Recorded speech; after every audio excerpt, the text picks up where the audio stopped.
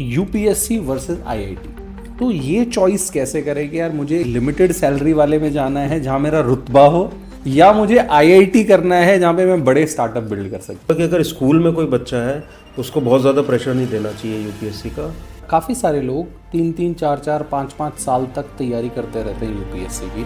कब किसी इंसान को ये पता चल जाना चाहिए कि यार this is not my cup of T.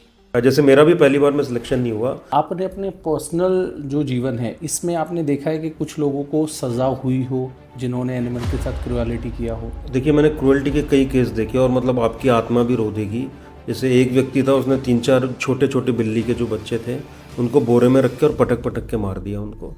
Plus कोई अगर बड़ा क्राइम हो जाता है कई बार तो पता चलता है आप 2-2 रात सो नहीं पा रहे हैं उसमें। अच्छा सर, ये डिसीजन कैसे करें कि मुझे आईएएस ऑफिसर बनना चाहिए या आईपीएस ऑफिसर बनना चाहिए? मूवीज़ में हम पुलिस ऑफिसर्स को देखते हैं तो हमें कैसा लगता है कि बहुत ज़्यादा गुस्से वाले इंसान होते हैं, बहुत ज़्यादा सीरियस टाइप के इंसान होते हैं। लेकिन मैं आज एक ना ऐसे पुलिस ऑफिसर को लेके आया था अपने पॉडकास्ट में, मतलब इतने डाउन टू अर्थ, हम्बल। हमने ना क्राइम की बात नहीं की आज, हमने बात की एनिमल क्रुएलिटी को कैसे रोका जा सकता है। अपने आसपास जो स्ट्रे डॉग्स हैं उनके अगेंस्ट बहुत सारी क्रुएलिटी हो रही है, उसको कैसे ख़त्म किया जा सकता है। अगर आप आईपीएस ऑफिसर बनना चाहते हैं तो आप कैसे बन सकते हैं, यूपीएससी कैसे क्लियर कर सकते हैं, कॉम्पिटिशन्स में कैसे जा सकते हैं, पॉजिटिव माइंडसेट कैसे रख सकते हैं। मतलब करीब 1 घंटे का पॉडकास्ट है और इतनी सारी लर्निंग हमारी इस पॉडकास्ट में मिलने वाली है, तो इसको लास्ट तक देखना। और जाने से पहले मेरे को बताना आपको कैसा लगा ये पॉडकास्ट। ऐसे ऑफिसर्स को लाने के लिए ना बहुत मेहनत होती है पॉडकास्ट में। जनरली पुलिस ऑफिसर्स जो पॉडकास्ट में नहीं जाते, तो आपके लिए इतने एफर्ट्स डालता हूँ, उसके बदले में इस पेज को सब्सक्राइब कर लेना ताकि मैं और अच्छे गेस्ट को आपके लिए ला सकूँ। मेरे इस चैनल को सब्सक्राइब कर लेना और सर के चैनल की डिटेल्स भी डिस्क्रिप्शन में, उनको भी फॉलो करना। He is an amazing human being. Thank you. सबसे पहले तो thank you so much sir, आप हमारे पॉडकास्ट में आए, आपने इतने बिजी स्केड्यूल से इतना टाइम दिया। Thanks Rahul ji, it's a great honour and privilege for me to come here. और मैं आपका पॉडकास्ट देखता भी रहता हूँ, आपका पेज भी फॉलो करता रहता हूँ, तो I am really honoured to come here today. Thank you so much sir. मुझे आईपीएस ऑफिसर्स को बुला के सबसे ज़्यादा मज़ा इसलिए आता है, मुझे ना एक अलग लेवल का हम्बलनेस उसमें दिखता है, बहुत ही पॉजिटिव इमेज रहता है। मतलब जैसे फॉर एग्जांपल आपसे मिल रहे हैं, पहले भी मैंने कुछ आईपीएस ऑफिसर्स के साथ पॉडकास्ट किया है। ऑनेस्टली ऐसा लगता है कि जिन इंसान से हम मिल रहे हैं they are so down to earth. एक कुछ बॉलीवुड मूवीज में ना कुछ आईपीएस ऑफिसर्स को ऐसा दिखाया गया है कि लोगों को लगता है कि यार आईपीएस ऑफिसर्स जो है बहुत स्ट्रिक्ट होते हैं, लेकिन जब आप लोगों से पर्सनली मिलते हैं, ऑफ द कैमरा बात करते हैं ना, तो वो सारा परसेप्शन खत्म हो जाता है। ऑनेस्टली मेरे को बहुत अच्छा लगा आपके साथ पिछले भी कुछ मिनट स्पेंड करके। जितने भी पॉडकास्ट हैं सर आईपीएस ऑफिसर्स के साथ, जो पुलिस ऑफिसर्स के साथ जो नेट पे हैं, वो या तो क्राइम से रिलेटेड हैं या वो साइबर क्राइम से रिलेटेड है। आज हम थोड़ा सा अलग रखते हैं, थोड़ी सी बात सर हम कर लेते हैं आईपीएस ऑफिसर्स बनने के लिए, राइट? आपसे अच्छा कौन शायद बता पाएगा, आप ऑलरेडी एक आईपीएस ऑफिसर हैं। बहुत सारे लोगों का सपना होता है यूपीएससी क्लियर करने का। अगर किसी को यूपीएससी क्लियर करना हो, लेट्स से आज वो स्कूल में है, तो पहले तो क्या माइंडसेट होना चाहिए उसका? देखिए, मेरा मानना है कि मैं बीइंग ए डॉक्टर भी हूँ और मेरे को psychology and all those things पे मैंने काफ़ी स्टडी किया है। और अभी भी मैं कई बच्चों को मेंटरशिप करता हूँ जो सिविल सर्विसेज की तैयारी कर रहे हैं। अभी रिजल्ट आया तो इंटरव्यू के लिए ऑलरेडी मेरे पास 6-7 बच्चे आ चुके हैं कि उनको गाइड करना है। और पिछली बार भी टॉप 50 में 3-4 लोग थे जिनको मैंने गाइड किया था। तो उसी पर्सपेक्टिव में मैं बताऊंगा कि अगर स्कूल में कोई बच्चा है उसको बहुत ज़्यादा प्रेशर नहीं देना चाहिए यूपीएससी का, और उसको जो अच्छा लग रहा है वो करने का मौका देना चाहिए। और सबसे पहले, जैसे मेरा को एक बहुत अच्छी कहावत लगती है कि जहाँ तक उजाला दिख रहा है वहाँ तक जाओ, आगे अपने आप रोशनी आपको मिल जाएगी। तो अभी आपका है कि आपको 10th में अच्छे नंबर लाना है, 12th में अच्छे नंबर लाने के प्रयास करना है, साथ ही अपना स्पोर्ट्स गेम्स वो भी फॉलो करना है जो आपकी हॉबीज़ हैं। स्कूल में तो ये होना चाहिए। और फिर हमें कोशिश करना चाहिए कि ग्रेजुएशन हम एक किसी अच्छे सब्जेक्ट से करें। चाहे अगर किसी ने बायो लिया है तो वो नीट का एग्ज़ाम निकाल सकता है, कोई मैथ्स वाला है वो ट्राई करे आईआईटी जेईई में एडमिशन लेने की या किसी अच्छे कॉलेज में। साथ ही जो दूसरे स्ट्रीम के हैं, चाहे कॉमर्स वाले हैं, तो जो भी बेस्ट स्ट्रीम है उसमें हमें कोशिश ज़रूर करना चाहिए कि हम ग्रेजुएशन करें। तो एक बार बेस्ट ऑफ द हमने ग्रेजुएशन कर लिया तो मैं ये मानता हूँ कि जब ग्रेजुएशन ख़त्म होने वाली हो उसके 2 साल पहले हमको यूपीएससी के विषय में थोड़ा सा स्टडी करना शुरू कर देना चाहिए। क्या होता है कि आप बहुत जल्दी अगर कोई कार्य शुरू करते हैं ना, तो जब तक तैयारी का समय आएगा, जब आपको एग्ज़ाम देना होगा, तब तक आप थक जाते हैं। मैंने कितने एग्जाम्पल देखे कि बच्चों ने 12th के बाद ही तैयारी शुरू कर दी, एग्ज़ाम उनको 4-5 साल बाद देना था, तो 5वां साल जब तक आया तो वो एग्जॉस्ट हो चुके थे मेंटली, तो वो अटैम्प्ट नहीं दे पाए। जैसे मेरा भी पहली बार में सिलेक्शन नहीं हुआ, बट मैंने तभी फ्रेश तैयारी शुरू की थी कुछ समय पहले, उसके 8-9 महीने पहले। तो आई वॉज वेरी एनर्जेटिक कि नहीं चलो इस बार नहीं हो तो मैं अगली बार दे दूंगा। वहीं अगर मैं 5 साल से वही पढ़ रहा होता और अगर मेरा नहीं होता तो बड़ी दिक्कत होती। तो जब आपका ग्रेजुएशन है उसके 2 साल पहले आप यूपीएससी के बारे में जानना शुरू कर दें, और सबसे इम्पॉर्टेंट है कि उसका सिलेबस निकालें, उसको पढ़ें अच्छे से, पुराने क्वेश्चन पेपर्स जो हैं उनको निकालें और देखें कि किस टाइप के क्वेश्चंस यूपीएससी पूछ रहा है। आपको ज़ीरो भी नॉलेज होगी तो एक जनरल अंडरस्टैंडिंग, जैसे जीपीएस मैप होता है, तो मैंने एक जगह से दूसरी जगह डाल दिया तो एक मैप सामने आ जाता है, 8-10 रास्ते दिखने लगते हैं, तो थोड़ा सा उसको लेके क्लैरिटी आती है एग्ज़ाम प्रिपरेशन को लेके। उसके बाद एक ऑप्शनल सिलेक्शन करना होता है आपको, तो ऑप्शनल आप देख लें कि आपका किस ऑप्शनल में इंटरेस्ट है, किस में स्कोरिंग अच्छी आ रही है। कई बार किसी किसी ऑप्शनल में स्कोर ही अच्छा नहीं आ रहा होता है। और तीसरा जो है किसकी आपको गाइडेंस अवेलेबल है। ये 3 जो ट्रायड होता है वो देख के एक आप ऑप्शन ले लें। जीएस का आपने सिलेबस पढ़ लिया, उसके बाद कुछ बेसिक बुक्स हैं उनको आप जो है पढ़ना शुरू कर दें, जैसे कि एक लक्ष्मीकांत है पॉलिटी की, फ्रीडम स्ट्रगल एक आती है बुक, स्पेक्ट्रम की। ये बुक सभी को पढ़ना ही पढ़ना पड़ती है, मतलब इनसे क्वेश्चंस आते हैं। तो फिर आप बेसिक बुक्स उठाइए, उनको पढ़ना शुरू कर दीजिए। फिर धीरे धीरे करके न्यूज़पेपर आप पढ़ना शुरू कर दें, और फिर सारा जो है अपना सिलेबस आपको अच्छे से मालूम ही है, सारे सब्जेक्ट्स को अच्छे से पढ़ें, उसके अपने नोट्स बनाएं शॉर्ट में।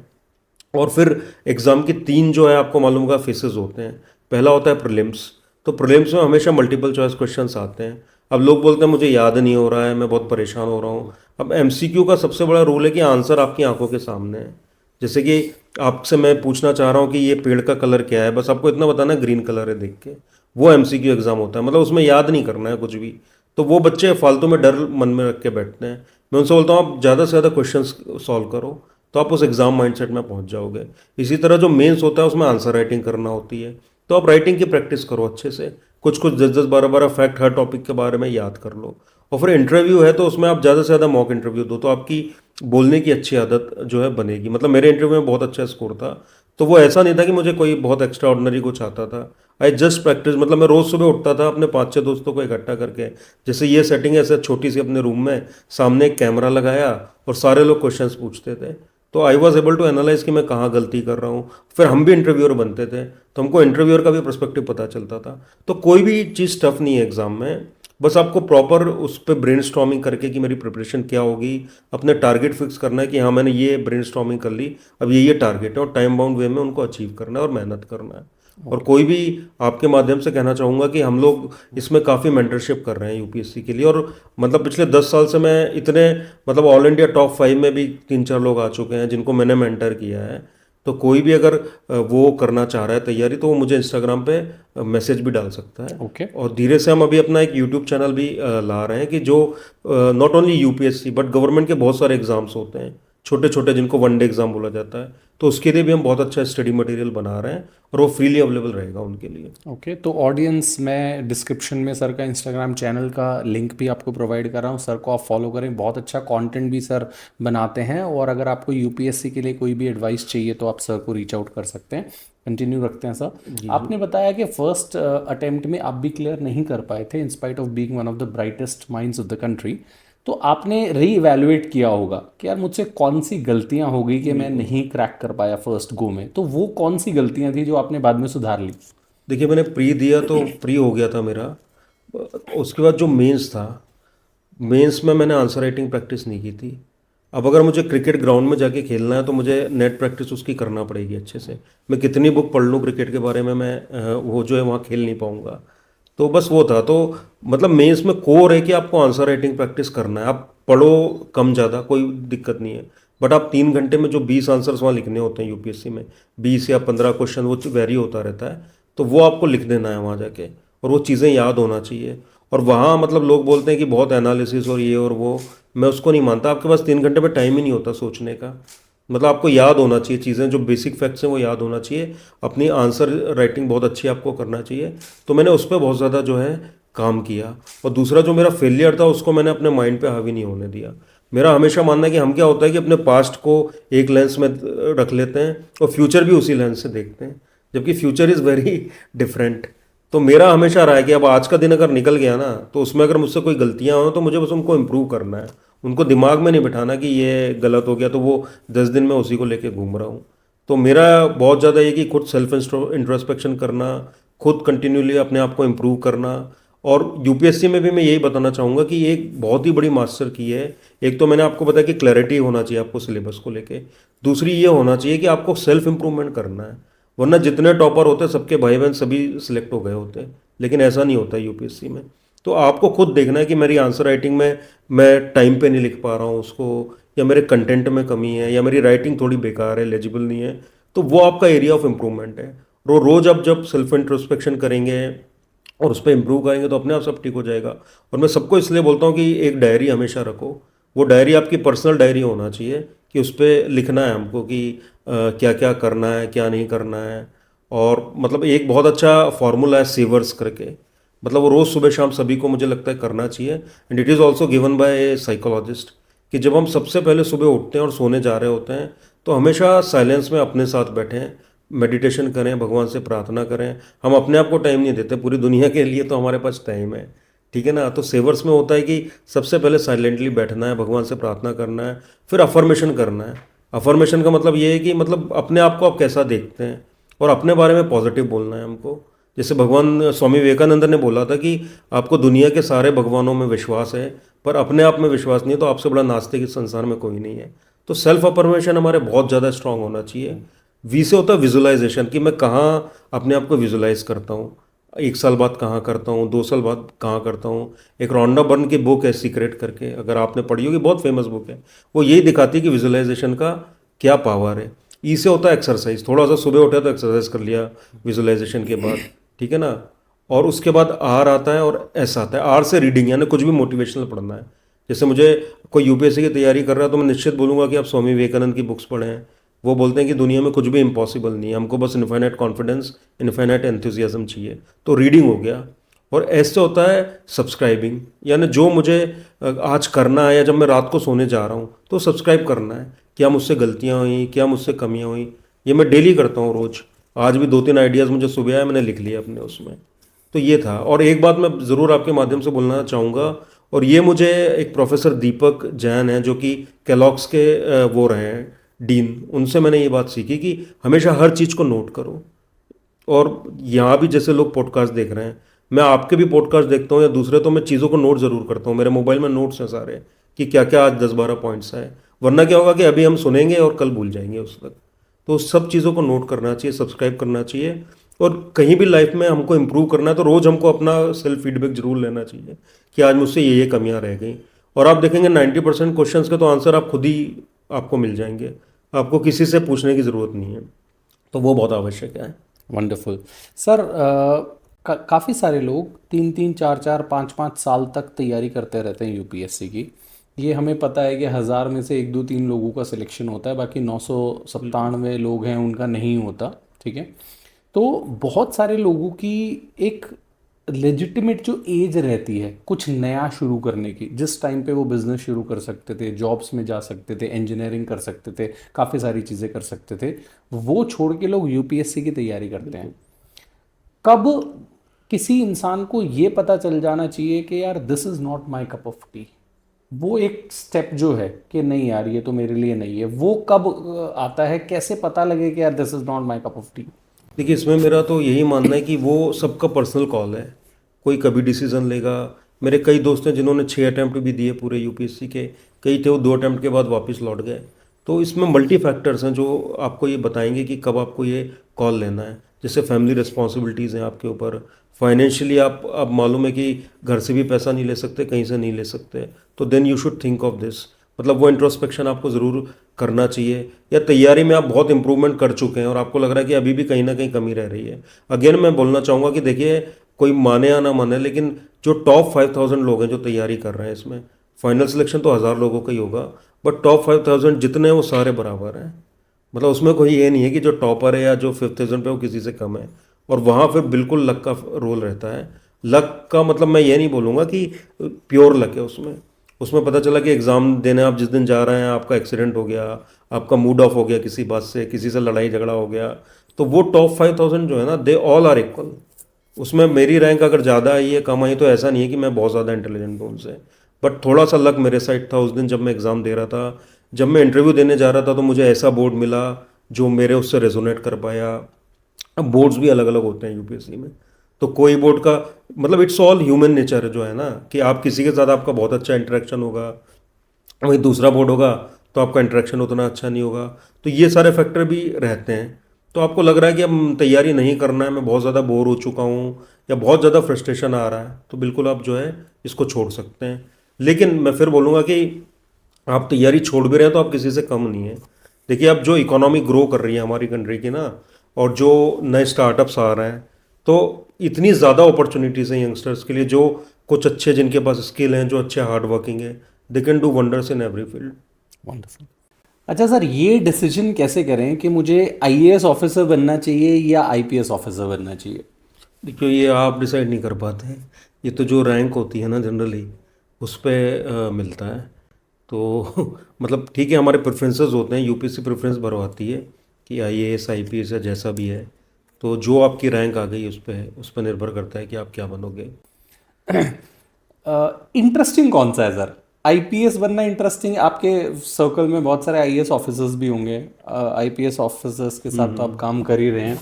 ज़्यादा मज़ा दोनों में से ज़्यादा एक्साइटिंग जॉब कौन सा है? देखिए मैंने आईपीएस तो फुली एक्सपीरियंस किया, तो मुझे बहुत अच्छा लगा, क्योंकि आप लोगों से डायरेक्टली कनेक्टेड होते हो, और एक यूनिफॉर्म का लोगों के प्रति एक अलग व्यू होता है, अलग रिस्पेक्ट होता है। आप कहीं यूनिफॉर्म में चले जाओ तो जैसे कोई सोशल मीडिया पे भी यूनिफॉर्म में फ़ोटो डाल दे तो वो लाइक्स और वो बहुत ज़्यादा आते हैं उसमें।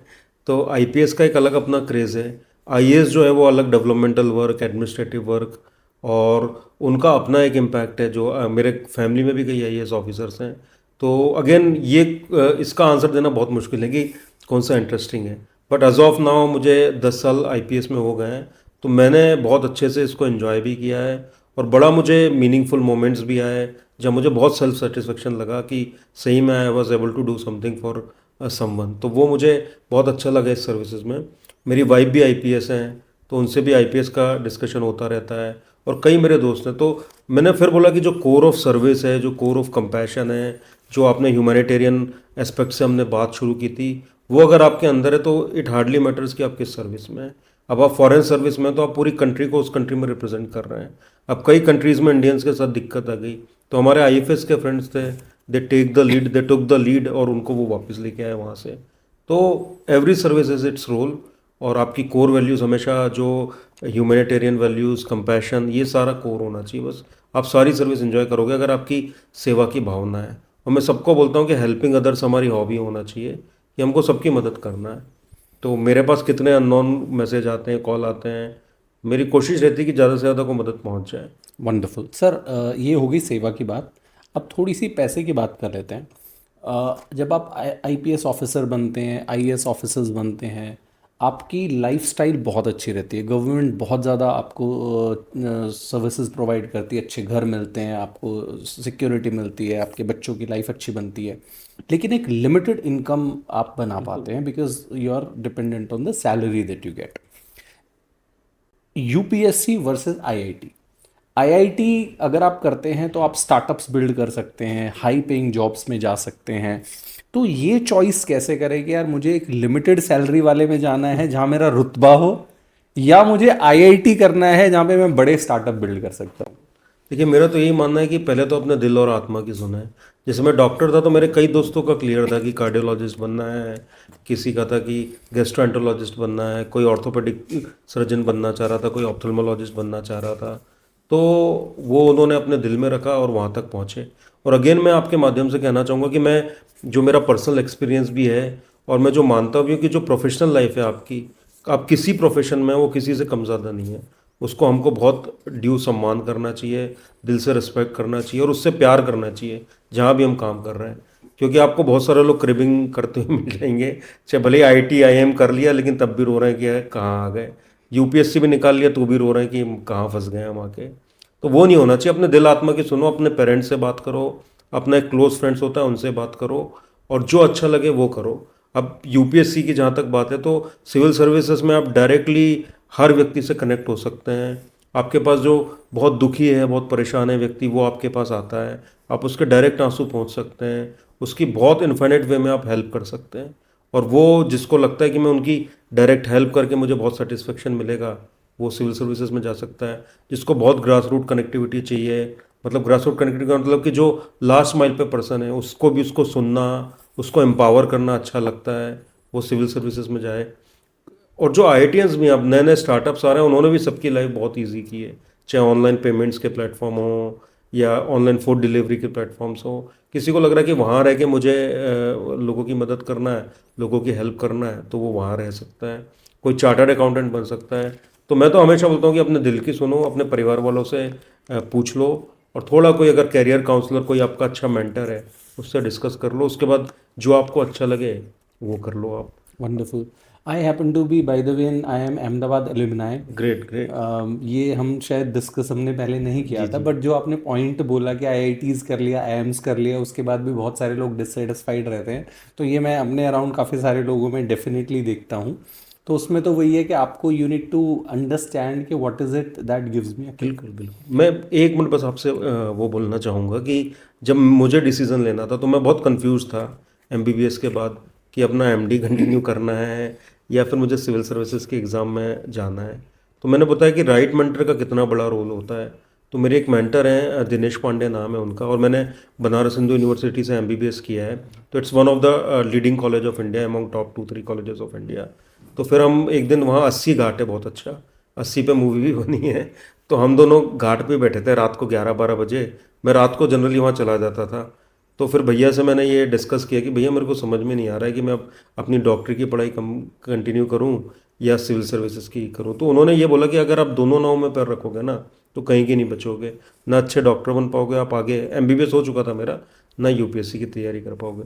फिर मैं गया, फिर मैंने अपना एक बहुत क्लोज फ्रेंड है मेरा, ही इज़ ए डॉक्टर, उससे मैंने डिस्कस किया बैठ के, हम रात भर जागते रहे फिर अगले 1-2 दिनों में ना, और इसी विषय पे सोचते रहे।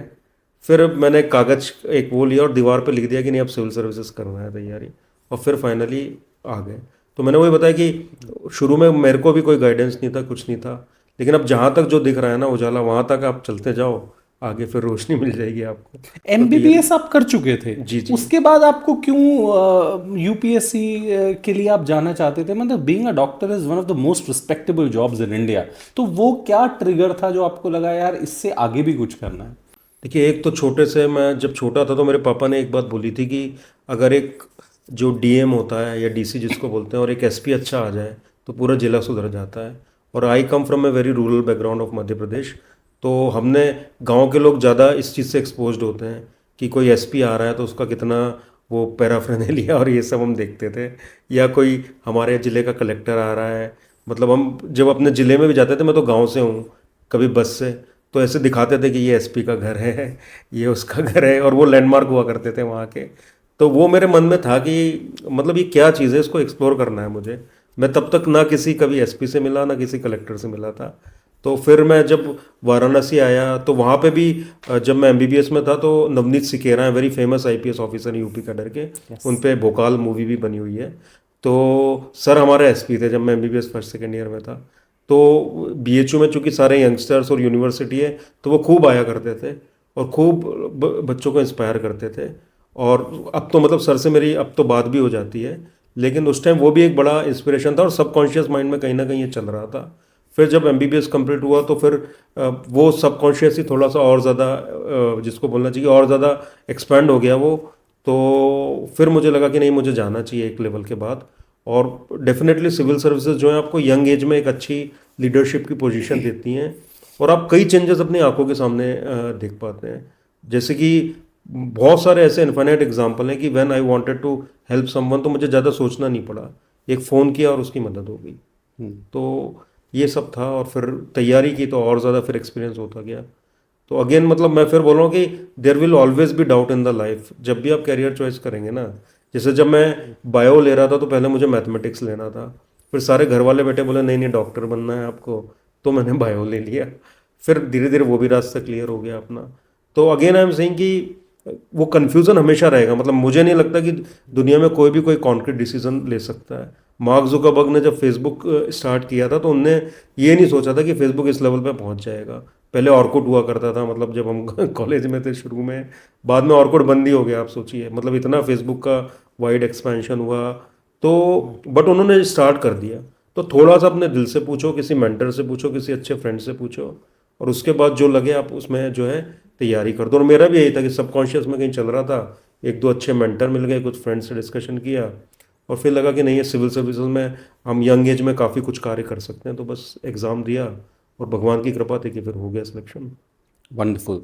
सर थोड़ा सा एक आईपीएस ऑफिसर, स्पेशली एक डिप्टी कमिश्नर की लाइफ कैसी होती है? हाँ, मतलब हम जब देखते हैं, एक कॉमन मैन देखता है तो हमें ऐसा लगता है यूनिफॉर्म पहन के एक ऑफिस में डीसीपी साहब बैठे हुए, पीछे गवर्नमेंट ऑफ इंडिया, इंडिया का नेशनल फ्लैग है। उस ऑफिस से बाहर आपकी लाइफ अगर आप बताना चाहें, आपका स्केड्यूल कैसे रहता है, या ऑफिस के अंदर भी आपका स्केड्यूल कैसे रहता है? देखिए, बड़ा गुड़गांव की मैं बात करूं तो बहुत हेक्टिक रहता है। तो अराउंड सुबह जब हम ऑफिस पहुंचते हैं तो बीच में हार्डली 1 घंटे आपको मुश्किल से लंच का टाइम मिलता है, क्योंकि इतने लोग मिलने आ रहे होते हैं, इतनी फाइल्स होती हैं, इतने डॉक्यूमेंट्स होते हैं, आप बिना पढ़े उन पर साइन भी नहीं कर सकते। तो यू नीड टू गिव, उसको टाइम देना पड़ता है, उसको एग्जामिनेशन करना पड़ता है। फिर कई टाइप के जो क्राइम्स हैं उसमें डिफरेंट जो उसके वो हैं, चाहे कंप्लेनेंट है चाहे रिस्पोंडेंट है, वो आपके पास आ रहे हैं। और मेरा एक है कि हमेशा हमको जो है एम्पैथेटिक लिसनर होना चाहिए, माने we should give patience listening to everyone. तो मेरी हमेशा कोशिश रहती है कि सामने वाले को अच्छे से सुनना है, चाहे आधा घंटा लगे, 1 घंटा लगे। और मैंने ये देखा कि चाहे डॉक्टर हो या पुलिस हो, अगर आपने सामने वाले को सुन लिया तो उसकी 70-80% बीमारी तो वहीं पे दूर हो जाती है। ठीक है, अब मैंने देखा कि कई लोग सुनते ही नहीं हैं। ठीक है, वो कोई मरीज भी आ गया तो बस उसको आते हुए देख लिया, और वो जब तक बोल रहा है तब तक दवाई लिख के पर्चा दे दिया। तो मरीज बड़ा डिससेटिस्फेक्शन के साथ घर जाता है। तो फिर मेरा इसलिए थोड़ा सा टाइम ज़्यादा लगता है ऑफिस में, और लगभग रात को 8-9 बज जाते हैं। बाकी कई बार हमारी इमरजेंसी ड्यूटीज़ होती हैं, कोई लॉ एंड ऑर्डर की सिचुएशन हो रही है तो वहाँ रात रात भर जो है ड्यूटीज़ होती हैं। कोई बड़ा वीवीआईपी मूवमेंट हो रहा है, कोई बड़े डिग्निटरीज आ रहे हैं, तो भी कई बार रात रात भर जो है वहाँ ड्यूटीज़ होती हैं, और बड़ी मेटिकुलस ड्यूटीज़ करना होती है, क्योंकि वहाँ पे तो बिल्कुल जिसको बोलना चाहिए ज़ीरो ज़ीरो एरर होता है। अगर आप कोई बड़ा डिग्निटरी आपके यहाँ आ रहा है तो कोई भी उनके साथ गड़बड़ नहीं होना चाहिए। इसी तरह कई आंदोलन चलते रहते हैं, कई बार प्रोटेस्ट चलते रहते हैं। तो बड़ा आपको वहाँ पे बहुत ही पेशेंस से, बहुत ही एम्पैथी से लोगों से बात करना होती है, क्योंकि मॉब की साइकोलॉजी एक बिल्कुल डिफरेंट होती है as compare to individual. Mob कब एग्रेसिव हो जाए, कब वायलेंट हो जाए, तो यू नीड टू कि आपको क्या शब्दों का चयन है, क्या आपको उनसे बात करनी है। तो हमने वो भी देखे हैं कि हमारे ऑफिस के आगे 4-4 हज़ार लोग बैठे हुए हैं। Then I call them, I spoke to दम प्यार से, तो वो सारी चीज़ें फिर निपट गई। तो वो कॉन्फ्लिक्ट रिजोल्यूशन वाला पार्ट है, प्लस लॉ एंड ऑर्डर वाला पार्ट है, प्लस कोई अगर बड़ा क्राइम हो जाता है कई बार, तो पता चलता है आप 2-2 रात सो नहीं पा रहे हैं उसमें। जब तक आप पकड़ नहीं लेते आपको खुद ही नींद नहीं आती। तो वो एक अलग पार्ट होता है इसका। तो इस टाइप से मतलब इसको मैं बोलूँगा बहुत चैलेंजिंग और डायनामिक, और मुझे बहुत अच्छी लगती है इस टाइप की लाइफ की, हर पल कुछ ना कुछ नया हो रहा है। ठीक है ना। और कई लोग इसमें परेशान भी हो जाते हैं कि क्या दिक्कत है, बट जिसको चैलेंजेस लेना पसंद है तो मुझे बड़ा अच्छा लगता है कि नहीं चलो इसमें हम कुछ कर पा रहे हैं चल। और कभी भी मुझे इसलिए दिक्कत नहीं आई, कभी चाहे लॉ एंड ऑर्डर इशू हो गया, कुछ हो गया, तो I always resolve it peacefully. Humanity के लिए पुलिस का क्या इन्वॉल्वमेंट है सोसाइटी में, और उसमें आपने क्या रोल प्ले किया है, वो थोड़ा बताएं। देखिए, मेरा मानना है कि जो ह्यूमैनिटी है इट शुड बी सुप्रीम, क्योंकि जो लॉज हैं, जो रूल्स हैं, वो टाइम के साथ चेंज होते रहते हैं। जैसे कि अंग्रेज़ों के ज़माने में सती प्रथा हुआ करती थी, तो काफ़ी टाइम तक वो लीगलाइज थी। बट अगर आप ह्यूमैनिटेरियन एंगल देखें, तो फिर आप कंपैशन से देखें तो इट वाज़ रॉन्ग। और फिर विलियम बेंटिक करके एक अधिकारी आते हैं, वो उस पर बैन करते हैं इंडिया में। तो लॉ रूल्स तो टाइम के अनुसार चेंज होते रहते हैं, बट हमारा जो कंपैशन है, हमारी जो सेंसिटिविटी है, और जो ह्यूमैनिटेरियन एस्पेक्ट है, वो हमेशा कोर होना चाहिए हमारे वर्किंग का, और हमेशा ह्यूमिलिटी होना चाहिए। क्योंकि मुझे लगता है कि कोई आपसे आज मिला तो हमेशा उसके बाद वो मेमोरीज रह जाती हैं उसके मन में। तो मुझे लगता है कि मेरे कारण किसी को भी बैड मेमोरीज नहीं होना चाहिए लाइफ में। मतलब always people when they remember this moment they should feel very good about it, and they should feel thankful about it. तो मुझे लगता है ह्यूमिलिटी भी बहुत सुप्रीम किसी भी सिविल सर्वेंट, मतलब नॉट ओनली आईपीएस, जो पब्लिक डीलिंग में लोग हैं, चाहे वो बिजनेस में भी हैं या एडमिनिस्ट्रेशन में हैं, तो मैं मानता हूँ कि उनकी हम्बलनेस और ह्यूमिलिटी को मैं बहुत ही ज़्यादा सुप्रीम क्वालिटी मानता हूँ। Okay, thank you so much, that was very nice to hear. Sir, police का जो रोल है, क्या वो सिर्फ नागरिकों को, सिटीजन्स को सेफ रखने का है, या जो दूसरे, लेट्स से फॉर एग्जांपल हम बात करें एनिमल्स की, हम बात करें स्ट्रे डॉग्स की, आजकल ये बहुत ज़्यादा चर्चा में है, तो क्या पुलिस का रोल उनको भी प्रोटेक्ट करने का है? निश्चित रूप से देखिए, अभी सुप्रीम कोर्ट ने भी बोला है और हमारे जो फंडामेंटल ड्यूटीज़ हैं कॉन्स्टिट्यूशन में, उसमें हर एनिमल को भी बहुत अधिकार दिए गए हैं। इवन सुप्रीम कोर्ट का एक ऑनरेबल सुप्रीम कोर्ट का एक डायरेक्टिव है जिसमें ये भी बोला गया कि they are also the citizen of this country. और हमारी तो परंपरा रही है, चाहे भगवान बुद्ध हों, भगवान महावीर हों, या हमारा कोई भी जो हमारे धार्मिक संस्कार रहे हैं, उसमें हर जीव में ईश्वर की परिकल्पना की गई है और बोला गया है कि हर जीव के हृदय में भगवान का वास होता है।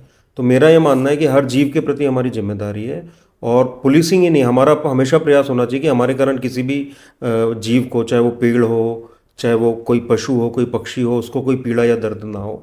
तो पुलिसिंग में भी ये बहुत इंपॉर्टेंट है कि अगर किसी के भी अगेंस्ट क्रुएल्टी हो रही हो, चाहे वो एनवायरमेंटल कोई एस्पेक्ट हो, कोई अननेसेसरी ट्री को काट रहा है, किसी पेड़ को गिरा रहा है, या किसी भी जानवर के प्रति क्रुएल्टी कर रहा है, तो उसके अगेंस्ट एज पर लॉ जो भी स्ट्रिक्टेस्ट एक्शन होता है चाहिए, वो बिल्कुल हमको करना चाहिए। ओके, तो लेट्स से मैं एक कॉमन मैन हूँ, मैं देखता हूँ कोई हमारी गली में, हमारे घर के सामने किसी डॉग के साथ गलत व्यवहार कर रहा है, और मेरे को पता है मैं उस इंसान से कमज़ोर हूँ, मैं उसके साथ फाइट नहीं कर सकता। मुझे, अगर मैं बात करूँ पुलिस को इन्वॉल्व करने का, तो उसमें मुझे क्या करना चाहिए? तो मुझे लगता है उसमें आप उसकी रिकॉर्डिंग करें, अपना जो डॉक्यूमेंट्री प्रूफ है उनको स्ट्रॉन्ग करें, वीडियोस बनाएं, और अगर किसी ने क्रुएल्टी की है तो कोशिश करें कि पहले तो उस एनिमल्स की जान बच जाए, जो भी आसपास शेल्टर है वहाँ उसका ट्रीटमेंट, और साथ ही उसका एक, इसको मेडिको लीगल वो बोलते हैं, कि एक मेडिको लीगल डॉक्यूमेंटेशन हो जाए कि कहाँ कहाँ उसकी इंजरी हुई है।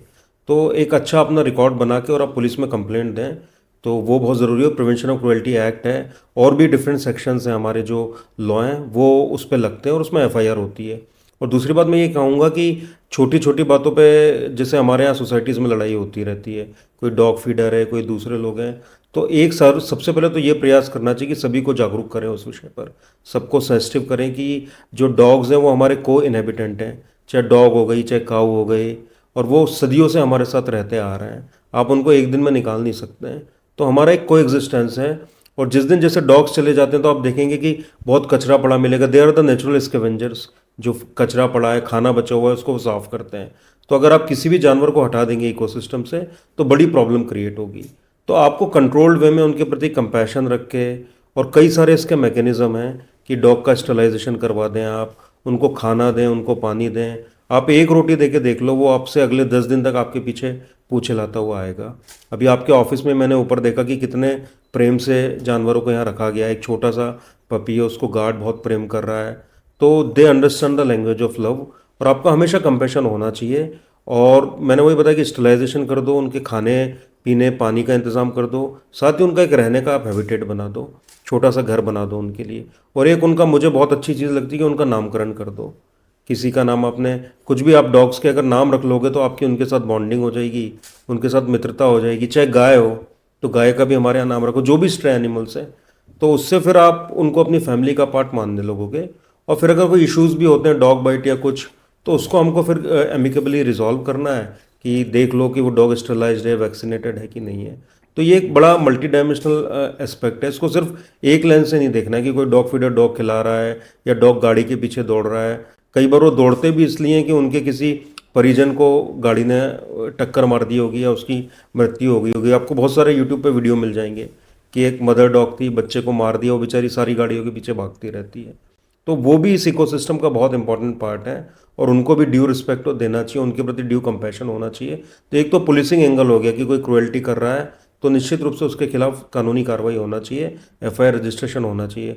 दूसरा है कि एक ह्यूमैनिटेरियन कंपैशनेट एंगल, कि पूरी सोसाइटी को इन्वॉल्व करके जो डॉग हैटर्स हैं उनको भी बुला के उनसे बात करना, उनको समझाना, उनसे डायलॉग करना, और सबके मन में एक दया का भाव जो है जागरूक करना, और एक जानवर के प्रति कि उनकी खाने का, पीने का, उनके घर का इंतज़ाम करना, और उसके अलावा उनको नामकरण दे के अपने से बॉन्डिंग उनके प्रति बढ़ाना, और साथ ही स्टरलाइजेशन कर देना, तो पॉपुलेशन कंट्रोल हो जाती है।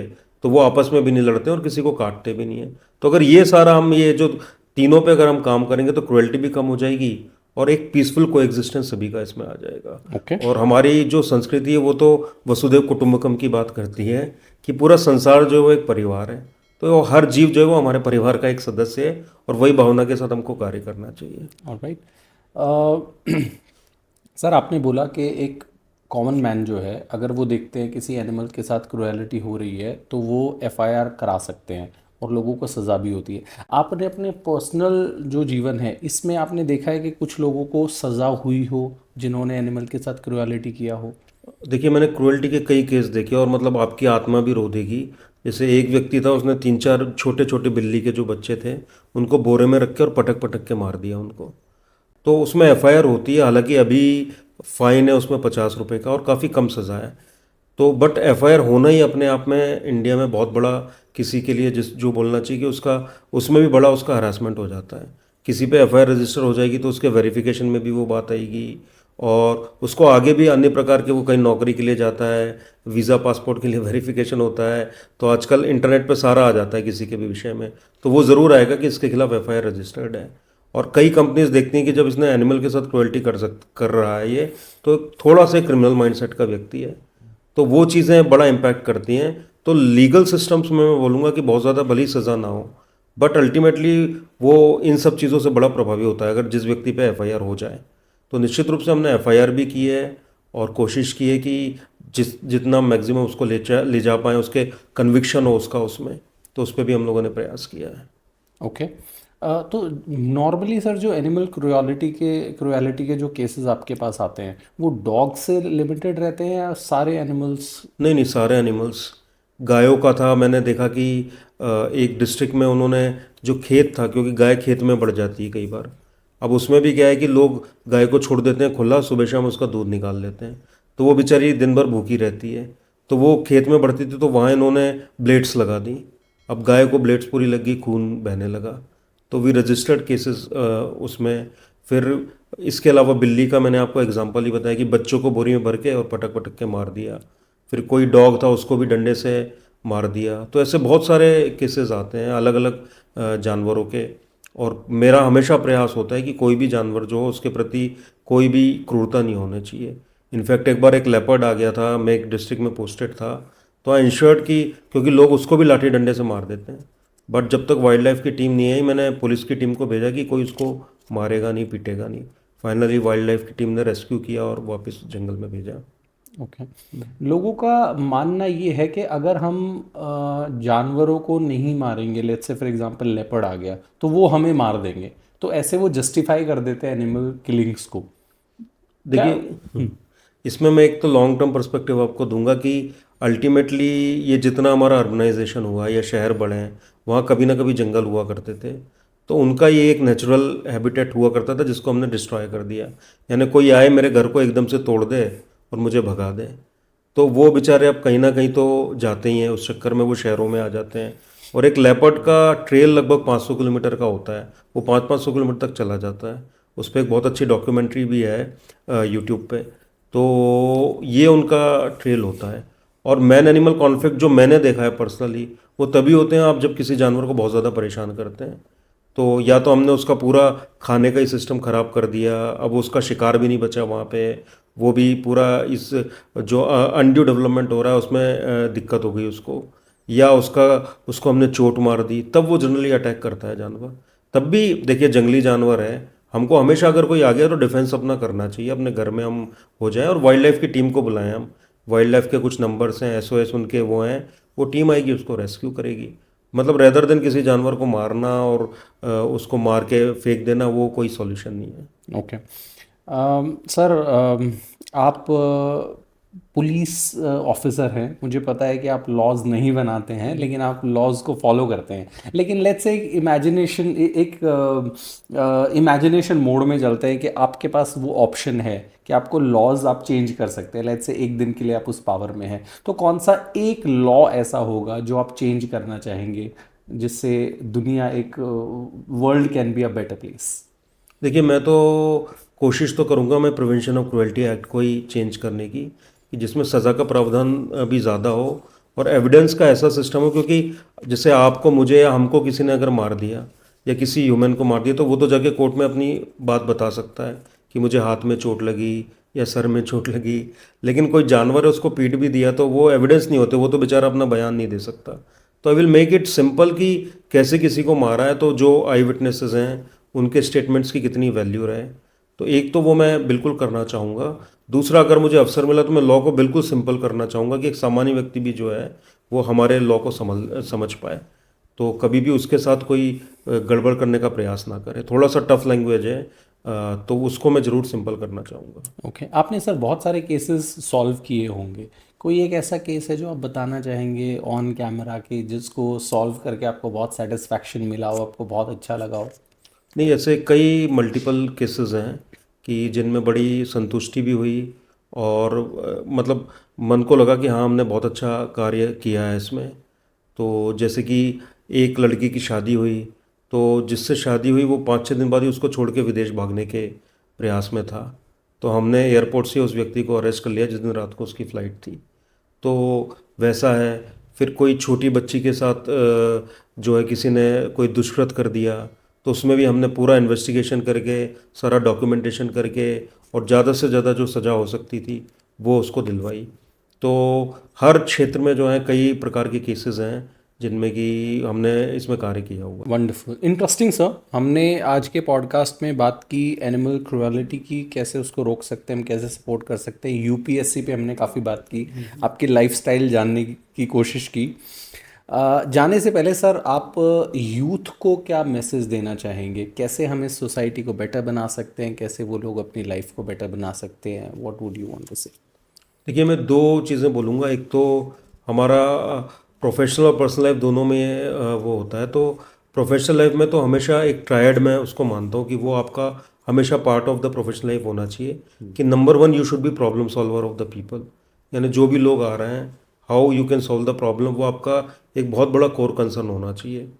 दूसरा आपका होना चाहिए कि value addition to your organisation. चाहे आप किसी प्राइवेट कंपनी में काम कर रहे हैं, किसी गवर्नमेंट ऑर्गेनाइजेशन में काम कर रहे हैं, आप उसमें ज़रूर वैल्यू ऐड करें, कुछ ना कुछ अपग्रेड करें, कुछ अच्छी एसओपीज़ बनाएं, कुछ अच्छी चेकलिस्ट बनाएं। ठीक है ना। और तीसरा, relationship management. Relationship is very important, कि आपकी अच्छे लोगों से दोस्ती होगी तो आप अच्छी संगति में रहेंगे, तो वैसे ही आप सोचेंगे। तो वो बहुत ज़्यादा आवश्यक है। तो ये तीन तो आपका प्रोफेशनल लाइफ का ट्रायड है। और पर्सनल लाइफ में बोले तो मतलब ये both of this things are interconnected. तो चार चीज़ों का बैलेंस ज़रूर लाइफ में होना चाहिए। कि एक तो हो गया वेल्थ, यानी कि you should be good in your financial management, so that आपके परिवार जो है वो कभी भी परेशान ना हो। एक आपका टाइम मैनेजमेंट। लोग टाइम बड़ा मिसमैनेज करते हैं, फिर अपने परिवार को समय नहीं दे पाते, माता पिता को नहीं दे पाते, तो वहाँ फ्रस्ट्रेट होते हैं। एक आपकी हेल्थ। अगर आप ठीक रहेंगे तो फिर जब आप रहेंगे तो फिर सारी दुनिया चल रही है। जिस दिन आप इस संसार में नहीं रहेंगे तो जो है सारा संसार जो है वो ख़त्म हो जाएगा। और इसमें भी चौथा आता है रिलेशनशिप, यानी कि आपकी अपनी फैमिली के साथ, अपने पेरेंट्स के साथ, अपने कोवर्कर्स के साथ। हेल्थ में भी फिजिकल, मेंटल, इमोशनल, स्पिरिचुअली सब आपको अच्छा रहना है। तो एक को मैंने ट्रायड बनाया कि अपनी प्रोफेशनल लाइफ में प्रॉब्लम सॉल्वर बनिए आप, अपनी ऑर्गेनाइजेशन में वैल्यू ऐड करिए, अपने कलीग्स के साथ अच्छा रिलेशनशिप मेंटेन करके रखिए, अनड्यू कॉन्फ्लिक्ट से बचिए।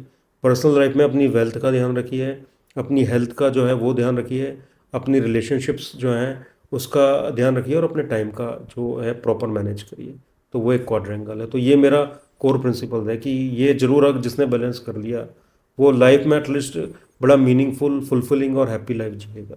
Wonderful, it was a very insightful podcast. Thank you so much जिन्होंने भी लास्ट तक ये पॉडकास्ट देखा है। देखो, जब आप ये पॉडकास्ट देख रहे थे आपके पास बहुत सारा और कंटेंट देखने का ऑप्शन था, बट आपने ये वैल्यूबल पॉडकास्ट देखा है। इसका इम्पैक्ट तब होगा जब इसमें से जो लर्निंग्स आपको मिले, स्पेशली जो हमने एनिमल्स के बारे में बात की है, try to be with them, try to be soft with them, try to help some of them, so that world becomes a better place. और आप में से कोई अगर यूपीएससी की तैयारी कर रहे हैं या करना चाहते हैं, you can reach out to sir, he is very down to earth, as you must have already witnessed. Sir के चैनल को सब्सक्राइब करें, मेरे चैनल को सब्सक्राइब करें। I keep coming up with wonderful podcast, so thank you so much for being there, and sir thank you so much once thank again. You, it's great honour and great pleasure for me. Thank you thanks a sir. Lot.